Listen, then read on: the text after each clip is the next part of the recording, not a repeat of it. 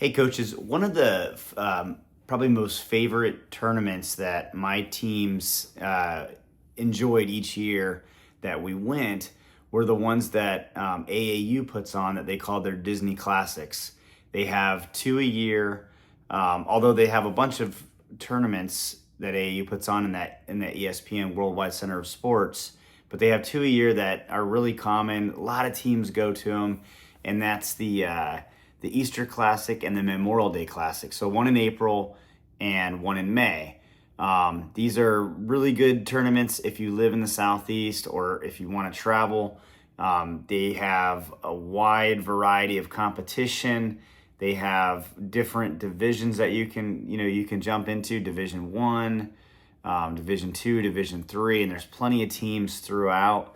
You can enter by age or you can enter by grade. I really suggest for the newer teams, if you're going, that you jump in by age, because you'll get competition, or at least players that are all the same age as your players, so long as you can, you have a team that is, all one same age.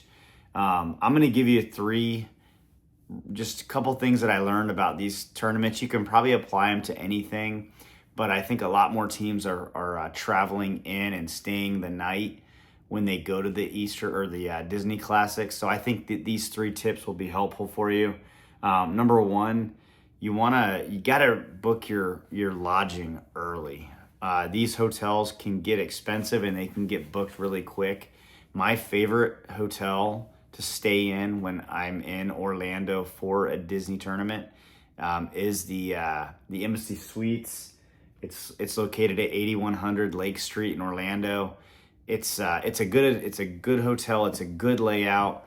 Probably the only thing that's really bad about it is the parking, but you can get several kids into rooms. They have two beds in each room plus a pull-out couch. You could throw kids on the floor if you need to. So I like that. It's not super expensive, and they have an outstanding buffet in the morning, like cooked order omelets, just like any Embassy Suites hotel has. The kids will love it, and there's a lot of food in the morning, which is super important. It's not like a traditional breakfast at one of these hotels where the kids just have a couple options to choose from. This is a big setup. There's a lot of people that are in there. I will say that if you're going to do this, just plan accordingly, because there are a lot of people eating at the same time, and those lines can get packed, and you don't want your kids late to showtime trying to get down some breakfast. They also have an evening reception where you can enjoy a couple beverages, adult beverages, and your players can enjoy like free popcorn, free nachos, and a bunch of chips, and then free sodas and other beverages for the kids. The second thing that I want to talk about is just making sure to bring some laundry detergent, so that whenever you decide to do laundry, because those tournaments do last, anywhere from 3 to 4 to 5 days, you're going to want to wash those uniforms every once in a while. So just make sure you bring your own detergent, because the hotel may run out of detergent. And if they do have it, it could get a little bit expensive. So I would bring my own detergent. I'd bring a drawstring bag to the hotel. And then, just another thing too that my wife always did was she'd bring a dry erase marker, nice black one, and she'd put the initials on each uniform so that we didn't mix them up. We did do that one year. We mixed up a few shorts. You won't mix up the pants or the shirt, because everybody's numbers are on there, but the pants or the shorts you might. So that's just something for you to consider. Doing laundry inside the hotel rooms or inside the hotel does require you to watch it a little bit. So, you're looking at maybe an hour, and then we didn't like the dry hours. We let them air dry in the bathroom, which was actually pretty easy and quick. But you just don't want to do it if you have a game first thing in the morning and you don't remember to do it until late at night. The third thing is just plan for extra time. The outstanding thing I like about the ESPN Center is that all the games are there. Every single game is there. Like, you could stay there the entire day. I don't suggest it, but you could stay there the whole day.